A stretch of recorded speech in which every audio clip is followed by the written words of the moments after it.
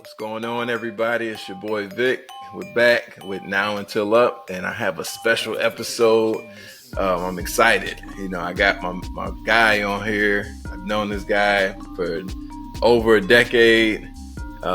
He's moved around the country and done a lot of dope things. We used to have a online men's magazine way back in the day, and we used to do all type of stuff here in DC. But he's in LA right now, and everybody, this is my guy Pharoh Martin. What's going on? It's going on 15 years now, probably at this point. Yeah, something like that. Damn, we getting old, man. But yeah, Pharoh Martin, man. So he's I guess the intro. Your current role, you work with Adidas basketball, and you're the global manager of PR and social for Adidas basketball. That's crazy. That's huge. So I had to have you on here, man. Like, I think you're gonna have a lot of it's not like, obviously I'm talking about HYROX on here a lot, but I'm a sports guy at the end of the day, and I grew up playing basketball, played in high school, and was a pickup basketball, old man league basketball guy. So, when I see the stuff that you got going on and the stuff you share about some of the stuff you do, I'm like, I gotta have this dude on here to talk about this stuff. Man. No, I'm happy to be on. I've seen you build out your platform, and even like how you've been training and going hard with HYROX. And I've been a couple of your races, and even seen you on the court. We used to get on the court every so often. So you come a long way, and I'm happy to be able to bridge it back together. You know what I'm saying? So yeah, man, definitely full circle moment. I mean, you out on the West Coast, but I'm repping right now with the Lakers. Yeah.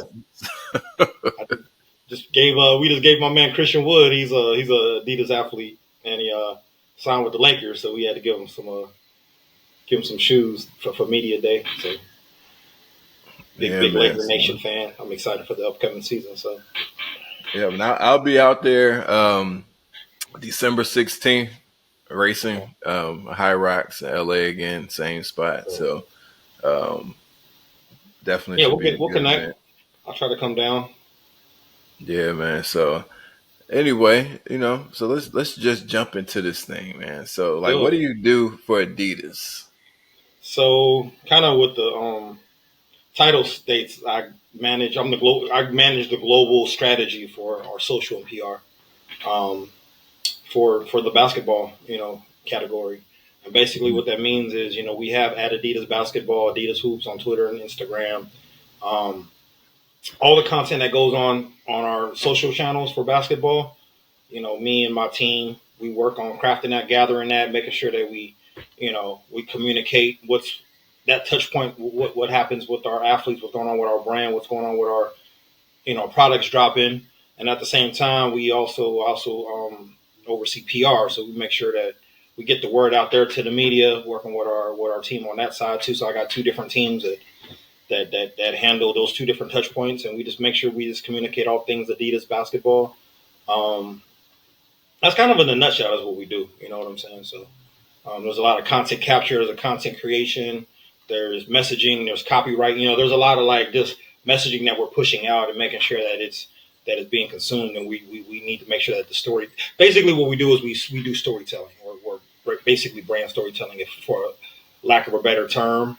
That's a term we like to use internally a lot. Is we do storytelling. So we're like, what's the narrative that we're trying to push? Because it could just be like, here's a product, you know what I'm saying? But what's the messaging behind the product, and what we really trying to push out about what that means, and what's the what are people going to consume about that? Like what differentiates this between everything else? We're trying to extract that story behind it.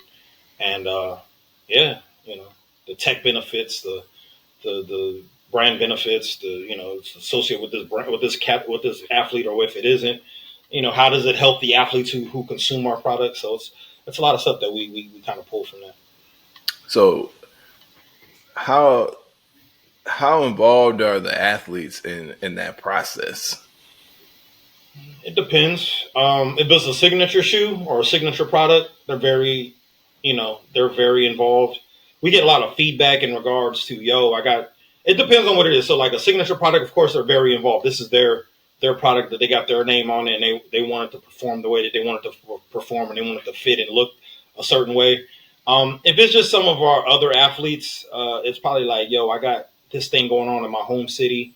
I want the brand to be involved, and this, that, and the third. So it just depends on which athlete it is and what's the ask. But we try to be involved a lot. It's like we'll do courts for, like, for instance, Jalen Green from my hometown of Fresno.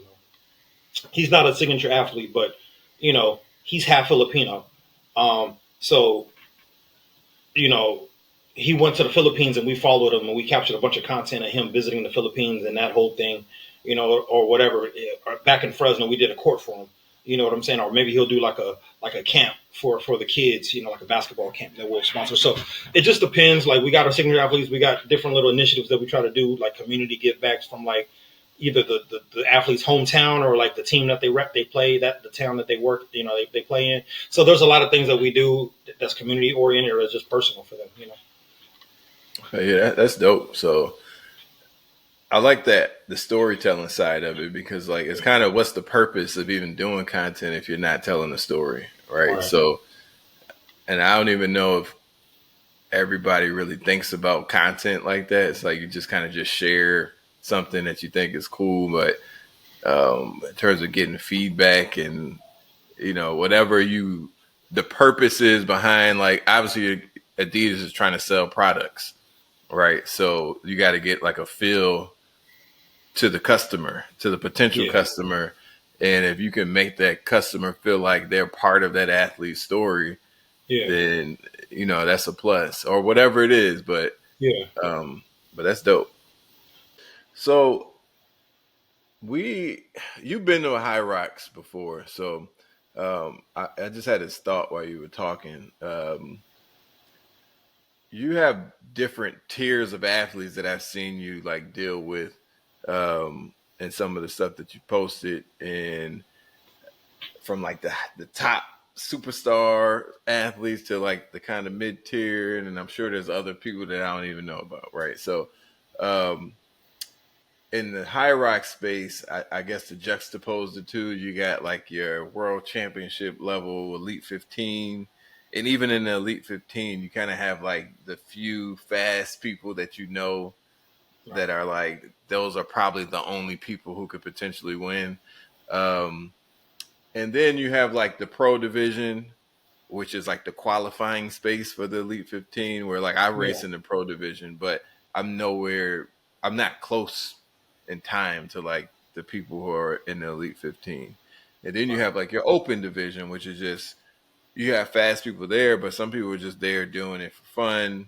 Some people are there doing it competitively, but it's like the open competitive way, Yeah. right? So how do you guys approach like dealing with the different tiers of athletes from like in Adidas basketball? Obviously it's basketball players, but talk Yeah. about that a little bit. So to kind of give it a more holistic view, once you go into college, you got your high school guys, then they go into college, and then after college, college is very specific. High school and college, especially in this new era of NIL and social media. So we'll keep that. We'll call that grassroots. But then after that, like, the talent disperses, right? It goes, either they go get a regular job or they go into some kind of professional, semi-pro situation. Um, and when they do that, it's like you got a lot of people. Everybody knows the NBA or WNBA if you're women. But then the other pros, what they're going to do if they're not here in the states, like either they're going to be like Harlem Globetrotters or like some kind of like G League or something like that, right? They're going to go off and play overseas. And then overseas, you're going to have different tiers. You have like A tier, B tier, C tier. Like if they go to Turkey, they go to France, they'll go to Qatar, whatever. They get Philippines, it don't matter. Go to Mexico. So what happens is a lot of these guys that's from here in the States, what we do is we have, and I'm saying all that to say, we're a global brand. We're in every country. We're in different regions. Here in the United States, we have what we call grassroots, and that's where you have your AAU, you have your college, and you just have like your on-sign guys. And from there, we have like some of our people that's like basketball players, but they're influencers. So our influencers, we have influencers and we have grassroots, and we have within grassroots we have NIL. So NIL is name, image, likeness, and from there is there's a lot of people that probably make more money doing NIL than they do playing professionally. But there's a lot of guys who won't go into the NBA or WNBA or go pro, but they have enough following behind them to get a substantial sponsorship. Mm-hmm. And then when it's professional, of course, we're going to get the top of the top guys in the NBA. But a lot of times we'll get those guys in the middle. We have like they have a thing that we're the main sponsors of called what is it called? But they got some amateur pro am leagues. Like we have Drew League in LA, we have AEBL in Atlanta, and then there's like another like pre-draft league that we're a part of.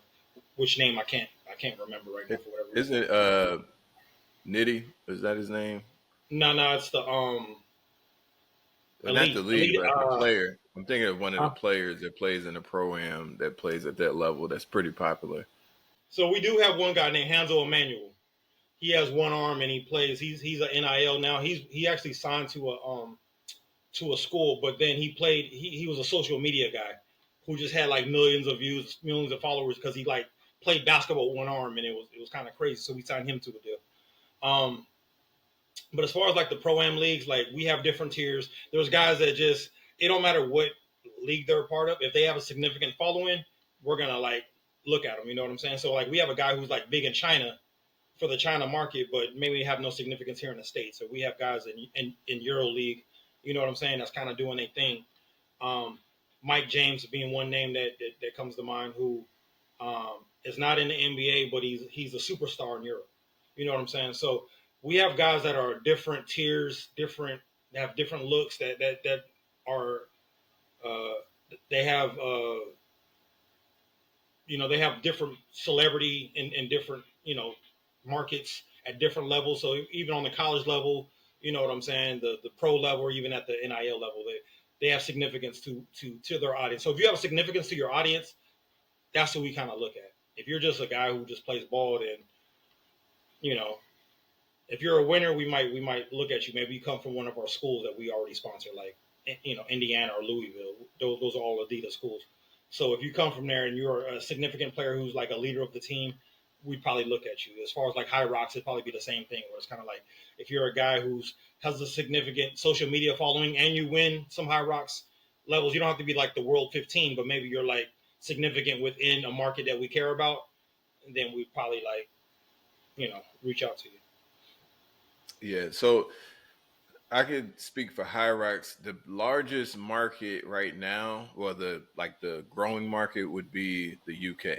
So the UK events, like I raced at one event in London, that it's not even the same as any of the events in the US. Now the US events are big too, because now you have what they call the majors. So there's 4 majors globally, and 2 of those just happen to be in the US. One in Chicago coming up, and then next March it'll be in DC for the first time. So that'll be like the North American Championship. So is the majors is just one event? the majors, so we have 4 seasonal majors, Okay. and then the World Championship. So technically there's like 5 events where there's actual like significant payouts to the winners. Okay. So that's and like the playoff. That's the one that you guys are doing all the other races leading up to that one major. That's like the playoffs, basically. In a way, you have to qualify for all of those majors. So to race at the Elite 15 level, because that's where the purse money is. It's in the Elite 15. So everything else is kind of like regular season. Then your majors would be like your tournament, or your like in our world would be the playoffs of the NCAA tournament or something, March Madness. So it's like you qualify to be able to participate in that. Yeah, yeah. So like when I race in December, it's just like a regular game, but the game is if it's an opportunity for me to qualify for the World Championship, not necessarily qualify for a major. Right. But I'm seeking qualification for the championship, because the championship is a bigger pool. Like it's not just the Elite 15. It's like if you qualify during the season for the championship for your age group, right? So there's like 35 to 39, 40 to 44, and you can win globally in that age group. and Elite 15 is just Elite 15, like the fastest 15. Um, but yeah, so I like how you broke it down to describe like the different types of athletes. Obviously, some of them are, top tier, all star NBA basketball players. Some are just participants in the sport, Yeah, but they're good. They're yeah, like talent, great talent, but they don't necessarily need to be the best talent. They just need to be kind of like a standout in their particular space. And yeah, then it seems like those particular athletes have like found a path and a lane to push their yeah. brand to make it marketable for Yeah, themselves. and it's crazy because I know it's also a numbers thing. Because like even I ain't gonna say the lowest tier, but like let's say the lowest guy in the G League, which is like our semi-pro league, is the best in the world. You know what I'm saying? Like when you Mhm. think about all the guys who play basketball, maybe all the guys who compete in HYROX or whatever, like or who live. Let's say people who just live or who's athletic. The people who are the elite 15 in your world in the top 300. Like I think they said there's only been 4,000 guys who's ever played in the NBA throughout history.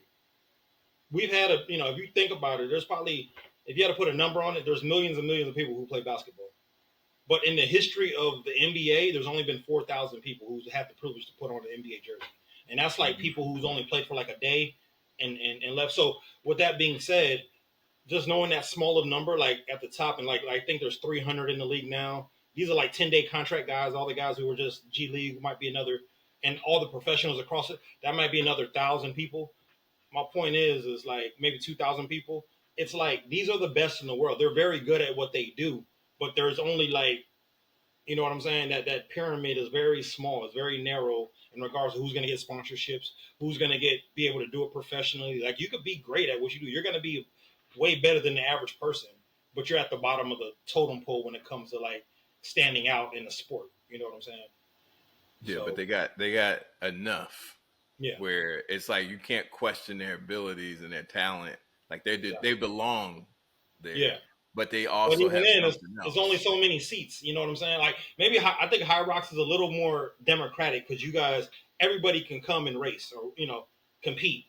Versus like basketball, you got to make a team. Like you know what I'm saying? It's Yeah, yeah, like there's only so many slots because like even like if you go overseas, like they only like allow two international players. Like if you're like in the Philippines, right? Like they all got to be local Filipinos, and then maybe they'll have two that allows from anybody else that doesn't reside in the Philippines or not of Filipino descent. So like with you guys, I feel like if you have 400 people that want to compete, they might lose their lungs, but they all can go in there and give it a shot. I think that's the yeah. difference between the two. That is a big difference. But it's changing over time. Like even Okay. this season, they changed the whole qualification standards, right? So like the Right. person who won the world championship and the major they had two majors last season, like those are automatic qualifiers now. So Yeah. they're kind of like in a different boat where they don't even have to stress out about, I got to make it to this race so I can qualify. So they're like, in my opinion, in terms of spending the time building a brand and doing all of those different things, they have the time to do it because they can just train and focus specifically on those big money races Yeah. and not worry about, like, with me, I'd be trying to figure out like just how to get in. You know what I mean? So, but I think over time, this sport will evolve. So do you think there's room for like let's say those weekend warriors, kind of like we got the LA Fitness guys or like guys who might compete in 3-on-3s, but they got a significant social media influence. You know what Mhm. I'm saying? They're not in any part of any like professional leagues, but they make content and they're affiliated with the sport. Do you have a lot of those guys who may be like they may not place, they might compete but not place, but they're like popular on social media for whatever reason? Yeah, well, a lot of them were popular prior to HYROX because HYROX has only been around, I think, 5 seasons if you don't count the pandemic, like 2020. So uh, yeah, there's some popular people on social media. The most popular like male athlete would be the world champion, but he was popular prior to because he's been winning other things prior to this. So the top like names have been known in this space, in like the fitness racing space, not necessarily HYROX Yeah. before, but I look at this as kind of like a fringe sport right now. Even though, like, if you were to go to the UK, maybe it's not as fringe in the UK because I think it's more like if you were to just ask somebody that, like, have you ever heard of HYROX, they would maybe have heard of it because Yeah. it's I don't know how or why like it's so attractive to the people there, but it just is. But I think there's room for that to happen, but I think a lot of it is going to be contingent on the company because they haven't really done the best job up until the last World Championship in terms of coverage of the sport. Okay. So Yeah. like the last coverage was, I think they did a great job. I don't know what company did the filming of it, but it was live and it was.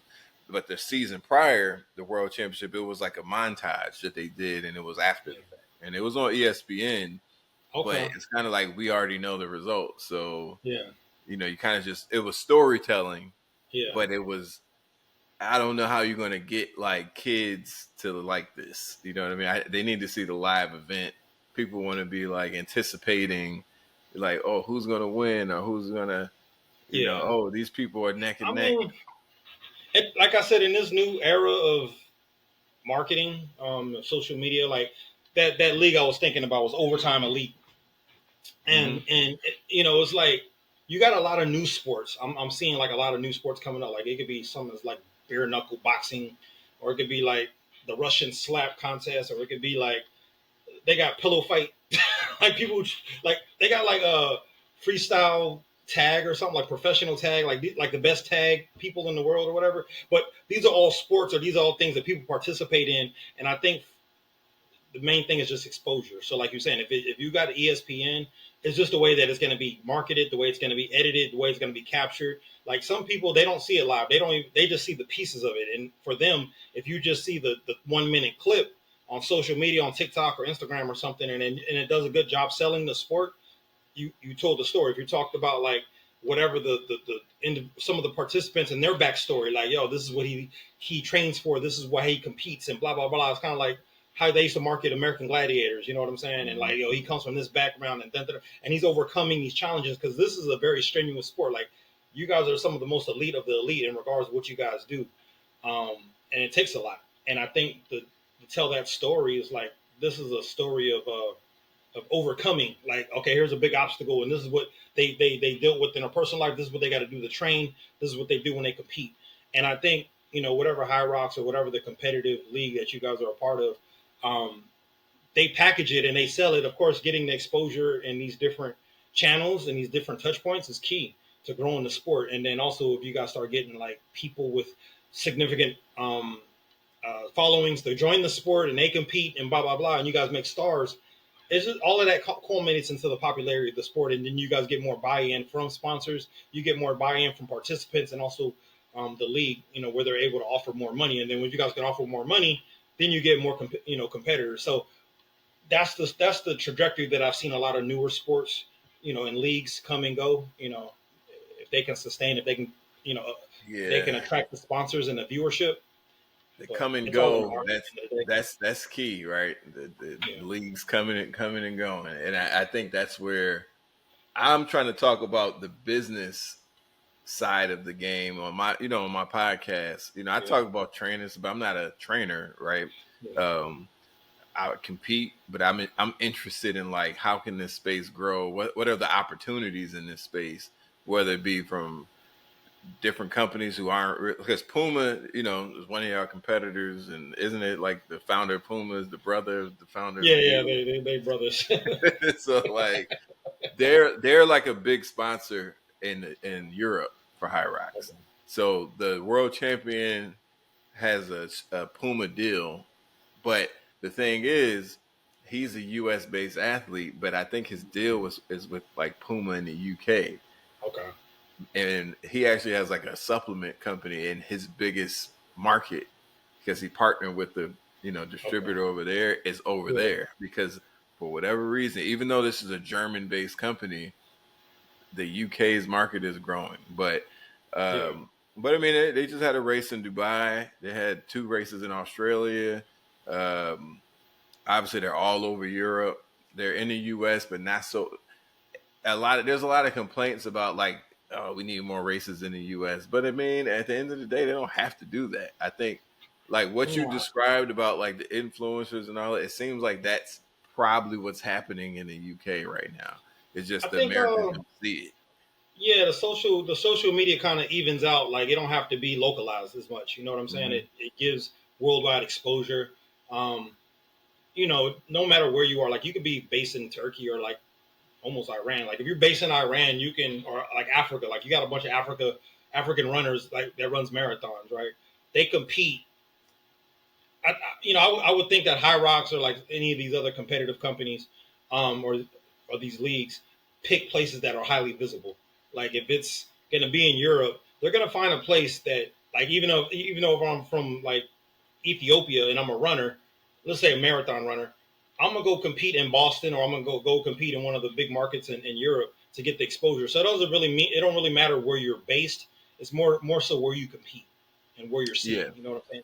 you know what? That's a good point because then the 2022 World Championship was in Vegas. I don't think that was a good idea Okay. because they you got to think Vegas is so much going on in Vegas. Like your one event, like nobody cares about it Yeah. except for the people who are there for that. I think the lovers and friends thing was happening at the same time, so Okay. tickets was high. Nobody cared about High Rocks, right? But Manchester, UK, they did it there. The whole city was taken over by High Rocks, Yeah. so like, or at least Yeah. like the downtown area. So it's just like I think they've learned to like strategically pick where these uh the larger competitions are. Even like the DC uh the championship here. I mean, this is like one of the fittest cities in the country. They're doing it at the convention center, so it's gonna be downtown. I think it's gonna DC is not that large in terms of square miles, but it's just a Yeah. lot of people here in a small area. So I think it's gonna be like a good showing for the brand. But um, yeah, I mean, what is your thoughts on? Because I think about this sometimes, like the personalities of for athletes is hard to sell sometimes, and when you have like in the endurance athlete space, you get a lot of kind of people who Yeah. are used to training by themselves. You're not always going to get like the most like boisterous, outwardly IG worthy, like the person Yeah. who wants to like share everything. So how do you guys deal with that with some of the athletes? Um, Look, man, the personalities. I hate to say it, is everything. So if you think about, let's use an example. And remember UFC Yep. back in the day, they used to just let anybody, Hmm. fight, and they had all these different characters. But if you think about the popularity of UFC, it was based on the backs of some of the most um, boisterous, folks. Or like even I'm gonna go into boxing next. But if you think about Colin McGregor, you think about Tito Ortiz, you think about John Bone Jones or whatever. These guys versus the vanilla guys who just like they might be champions, but I can't remember their names. Hmm. That it doesn't sell the sport. The sport is going to be sold on some of those names I just mentioned. From like Tito Ortiz was like years ago, but like more recently, like Tito Ortiz, those John Bone Jones and Tito. But like even with boxing, like if you think about like boxing, those guys were born until you started getting the trash talkers and you get the Don Kings, the promoters. You know what I'm saying? You get Mike Tyson. That's when the Muhammad Ali, who was very boisterous. Like think about boxing before Muhammad Ali, and then think about it since. The people that you remember. You don't remember Marvin Hagler as much as you did Mike Tyson, right? Or as much as you did Sugar Ray Leonard. Even now, like Jake Paul sells out more than the professional boxers, but he's a YouTube personality. But he's a personality. So I think with that being said, if you got like the Jake Paul equivalent of HYROX, you know what I'm saying? Like he competes, but he's more of a personality than he is a competitor. I hate to say it, but just for popularity and marketing reasons, it wins. But now if you get a guy who's a champion and he has a personality, and you can combine that, you get a Muhammad Ali, you get the Hulk Hogan, you get the Rock, you know what I'm saying? You get the guys who are great on the mic or But they're great at they have attracting that. They have attention. They that have now. sellability. They have He has that now sellability. with Huh? the world champion. Is I would put him in that category as like Okay. the, and he's aware of this. Like he has a following. So like, Okay. but the problem is that it's just one person who kind of fits in that box. There's a lot of athletes who are at that elite level who have like started podcasts, but it's not Yeah. the same as being like this entertainer and Well, athlete. he don't have to have it entertaining. He just has that entertaining spirit, really. Like Yeah, I got you. if we have like a LeBron, okay, let's bring it back to basketball. We built like the basketball is built around. It was built around Larry Bird and Michael Magic Johnson at first. Then it went to Michael Jordan. Then it went to Kobe. Then LeBron. It went around one or two guys, like Hmm. the champion, whoever the champion is. As long as he has sellability, but if he has a lot of if he's marketable enough to attract a lot of sponsors and they can see an ROI on that, a return on investment, where like let's say an Adidas or a Puma or a supplement company or whatever, it could be a water company. They invest in this guy and he sells them. He sells their product. What is going to be what's going to be a trickle down effect? The number two, number three, number four, number five guy is also going to get. Um, they're going to get they're going to get those benefits because like since me, let's say Puma already signed that guy. Me as Adidas is going to be like, well, I can't sign that guy obviously, so I got to get the other guy, and then I'm gonna get then the other company, Under Armour, is going to get the other guy, and then Nike's going to go get the other guy. So I think, and then we're going to go look for the next guy. But I think for us is like, is there sellability? Is there return on investment? Is there enough people? Is there enough interest? So I think if you guys market the sport, whoever the powers that be in that particular category, they can sell the sport enough to attract the sponsors, and we can see the return on investment. There's enough interest from the public, viewing public. I think that's a win. But if there's no interest from the viewing public, then it's going to stay small and it's going to stay niche. There's a lot of niche, like the badminton, you know, whoever, the chess, like the world champion of chess. There's a lot of people that play chess. Like I love chess. Now, is there a lot of viewability and marketability in regards to like outside of like people who want to follow the world champion of chess? That you know what I'm saying? He might, Magnus Carlsen, I think his name is. He might be the champion. He's been the champ for the last 10 years, and he might can make a living off of it. But not everybody can make it. There's like maybe 12 guys that can make a living off of it because those top 12 guys are that's the cream of the crop, and they're going to be the ones that's like they're going to get Microsoft, they're going to get whatever, they're going to get all the sponsors that have an interest in chess. But like the number 13th guy, the number 51st guy may not be able to make a living off of it. They might have to just go get whatever winners they can get regionally, and but they're not going to be the world champion, so they got to maybe turn their attention to like their city and their state and their country. You know what I'm saying? Like I'm the best. I'm instead of saying I'm the world champion, I can't beat the top 12 guys, but I could be the top guy in California.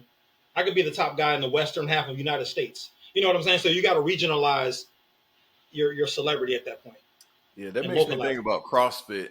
Like you Yeah, have games athletes, right? So the games athlete means you just went to the games, but it takes a lot for you to go through the regionals and all these different things to yeah, even get there, right? yeah, So, but obviously, like the person who wins is the one who gets the big prize money, yeah, and but obviously there's a bigger that the games have been around. I think also you have to cross when did Instagram start and when did CrossFit start because you can't go back in time and be like I want to build something.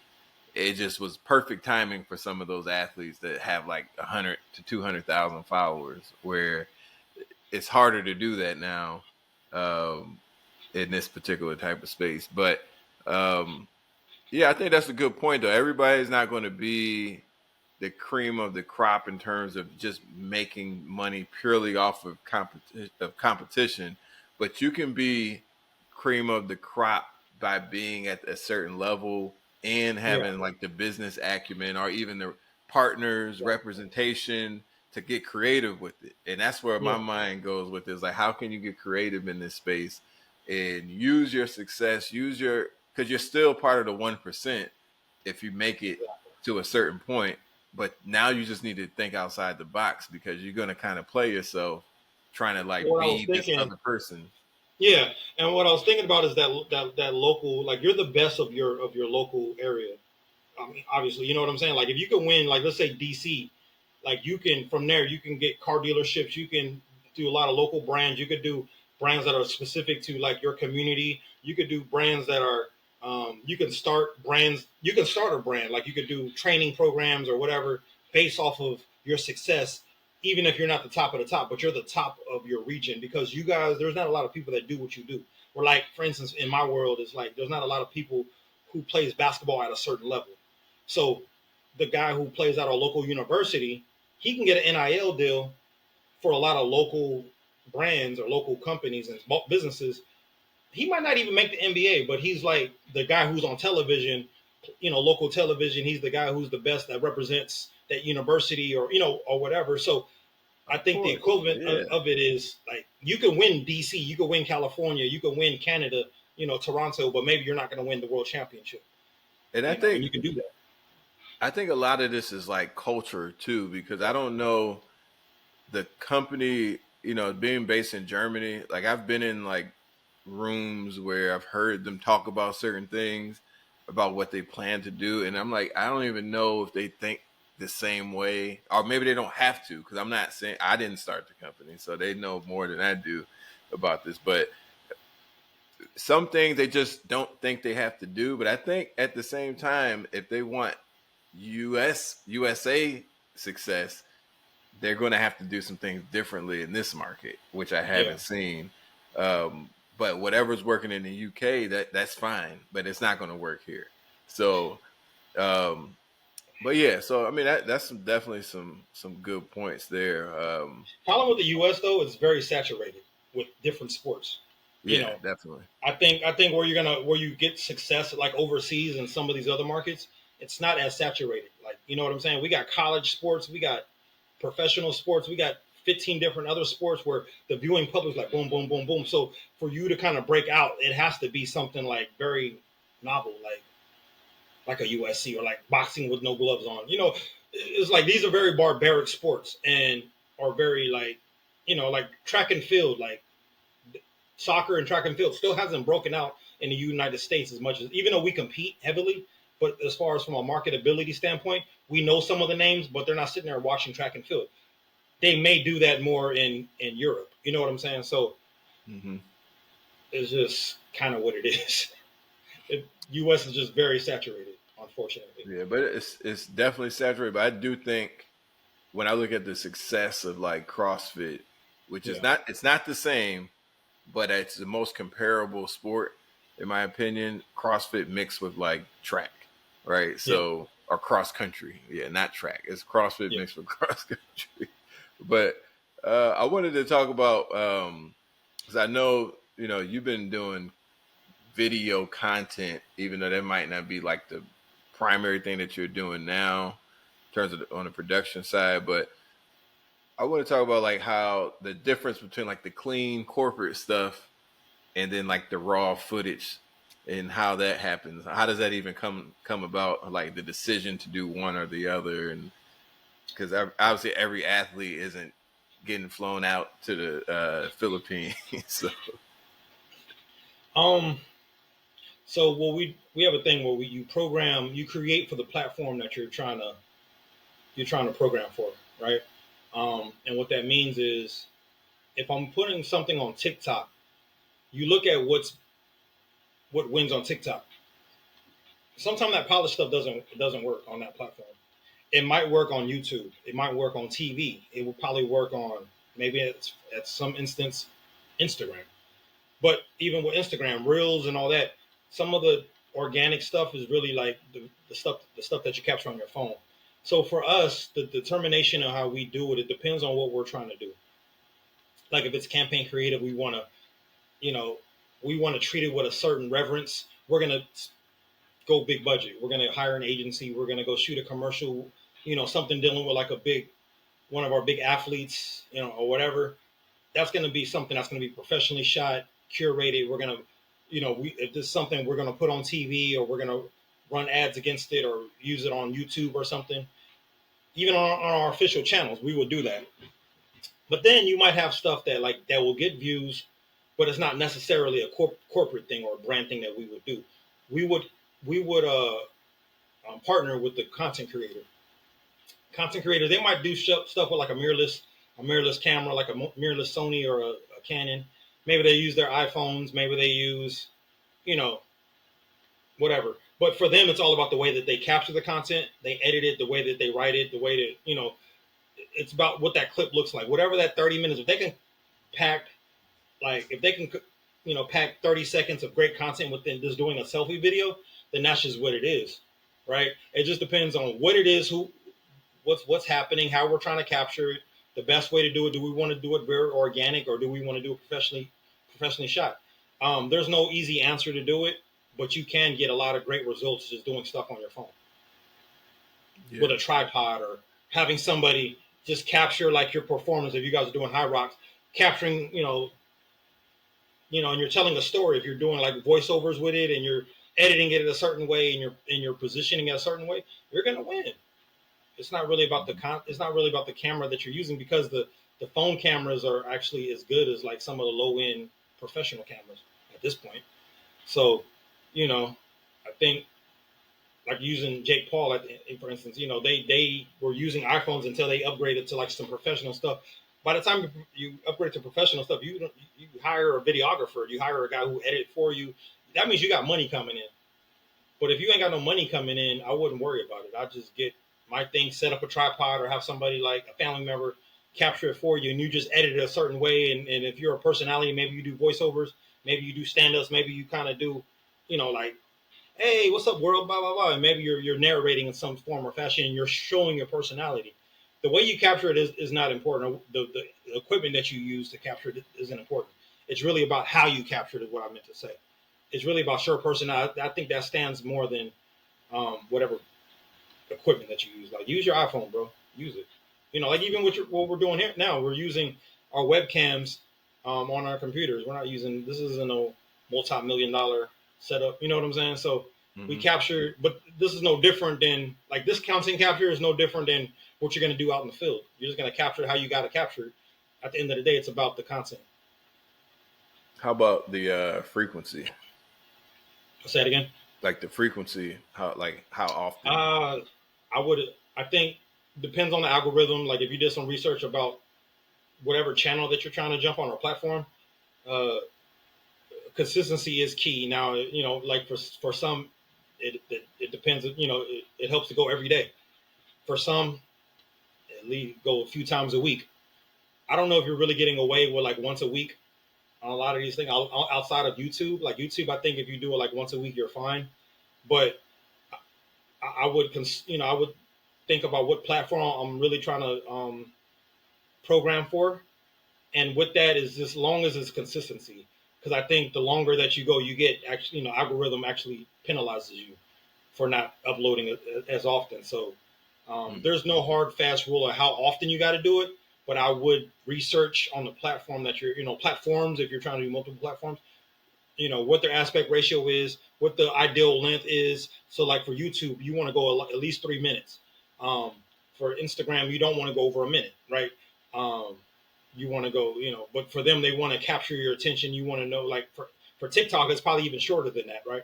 So I think you got to program to the platform that you're trying to appeal to. And at the same time, is just research what's working, but be consistent.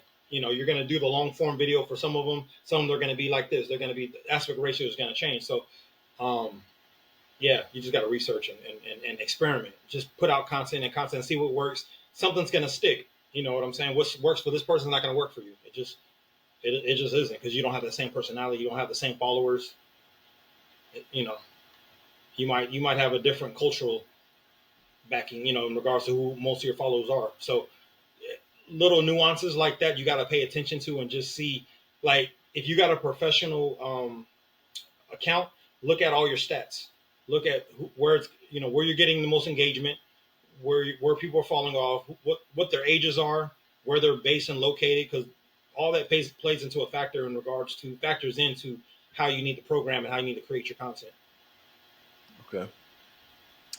Dropping some gems, man. I mean, it might be basic for some people, but I think a lot of people don't know this stuff, and it's good to hear it from somebody who's like at your level working with athletes, because I think a lot of people talk about social media, but they don't work with athletes. They don't work with sport brands, right? So Yeah. But here's the thing. Oh, okay. It's my daughter.